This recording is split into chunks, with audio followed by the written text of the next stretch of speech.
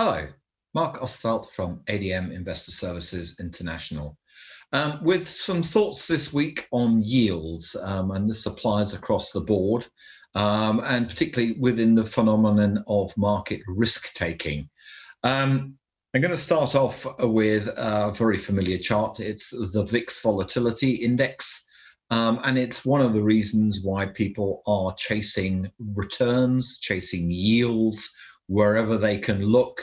As much as the VIX Volatility Index is establishing itself above the 20 level, well above the sort of levels that we were seeing pre the big shock of February, March of last year. It remains very low and certainly nowhere near the sort of levels that we were seeing last year.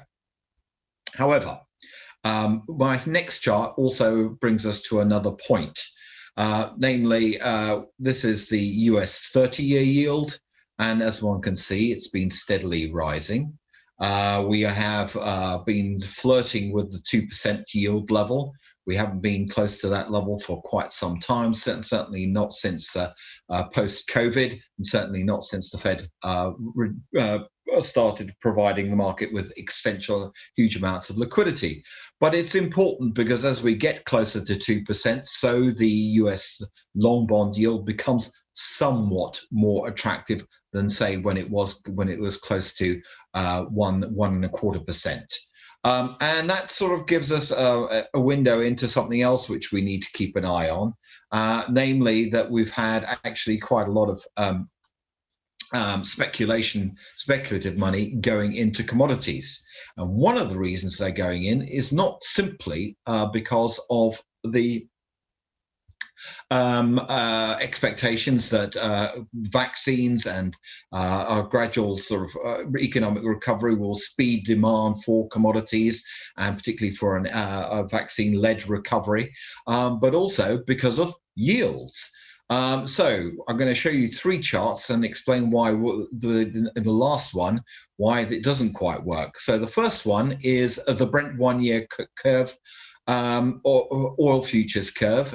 Basically, this is just simply the differential in price between the first month futures contract and the 12th month futures contract, and that applies to all the other charts that I'm going to show. And basically, one can see the magic number on all these charts is 0. So when you go above 0, so you've got a positive carry, so you generate yield if you're just rolling down the curve. And as one can see, one's gone into a positive curve here, and the sort of yields that this is implying now are actually a lot more attractive and available in treasuries and indeed in the corporate area.